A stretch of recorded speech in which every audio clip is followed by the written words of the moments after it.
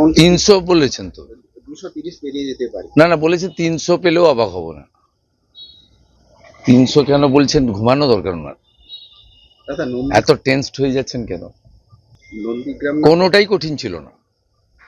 হিন্দুরা ঝাঁটিয়ে ভোট দিয়েছে এবং হিন্দু স্বার্থ রক্ষাকারী, বেকার যুবকদের স্বার্থ রক্ষাকারী, নারী সুরক্ষা প্রদানকারী নরেন্দ্র মোদীজির আশীর্বাদ ধন্য একটি রাষ্ট্রবাদী সরকার তৈরি হতে চলেছে। আমরা 200-300 পেয়ে যেতে পারি, 226 ক্রস করবো 2026-এ। মানুষ যে বিপুলভাবে ভোট দিয়েছে, আমার তাদের প্রতি পুরো ভরসা, বিশ্বাস, আস্থা আছে। এবং ওরা কালকে এটা করিয়েছে প্রেসকে দিয়ে, তার কারণ গদি মিডিয়াকে দিয়ে। তার কারণ হচ্ছে ওরা তো আপনারা জানেন ইডি, সিবিআই, ইনকাম ট্যাক্স সবাইকেই চমকায়।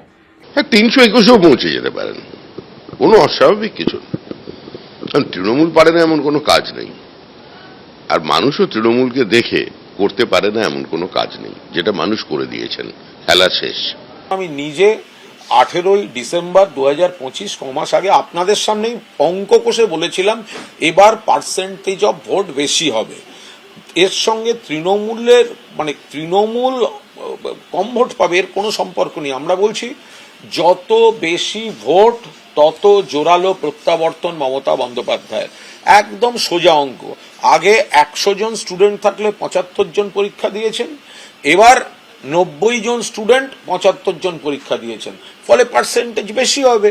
যারা বৈধ ভোটার বাদ গেছে আমরা সেইটা নিয়ে লড়াই করছি, কিন্তু যারা প্রয়াত, যারা ঠিকানা চেঞ্জ করেছেন, তো ফলে সেখানে পার্সেন্টেজ অফ ভোট বাড়বে। এটা সরল পাটিগণিত, এটার সঙ্গে তৃণমূলের জয় পরাজয়ের কোনো সম্পর্ক নেই। তৃণমূলের জয় যতটা ছিল ততটাই থাকবে এবং তার থেকে বাড়বে। আমাদের কর্মীদের এবং মানুষকে সাথে থাকতে, যাতে কাউন্টিং এ সবাই সমানভাবে আজ থেকে পাহারা দেয়। দরকার হলে আমিও আমার এলাকায় পাহারা দিতে নামবো, এবং আমি সব 294টা কেন্দ্রে, 294টা তৃণমূল প্রার্থী, দার্জিলিং এ যে 2টো প্রার্থী আছে অনেকদের, আমাদের সাথে জোট আছে, সবাইকে বলবো নিজেরা ক্যান্ডিডেটরা পাহারা দিন।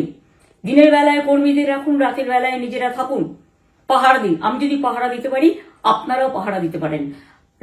রাত জাগুন, সকালে এসে অন্য টিমকে হ্যান্ড ওভার করে তবে ঘুমবেন। তার কারণ এই সময় ওরা ইভিএম মেশিন যখন কাউন্টিং হল থেকে, যখন যেখানে স্টোর করা হয়েছে সেখান থেকে যখন কাউন্টিং হলে নিয়ে যাবে, তখন কিন্তু মেশিন বদলে দেওয়ার সম্ভাবনা ওরা প্ল্যান করেছে।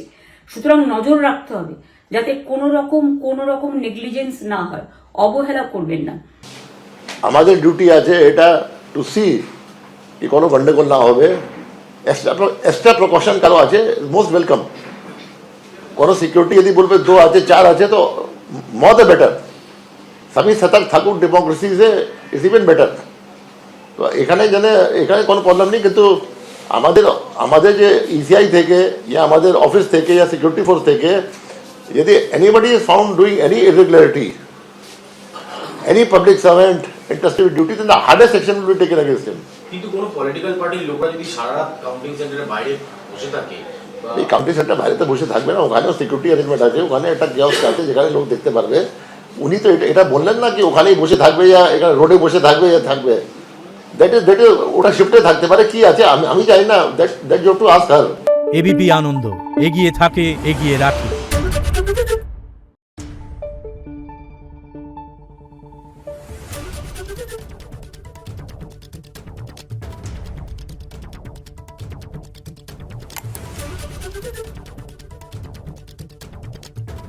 Thank you.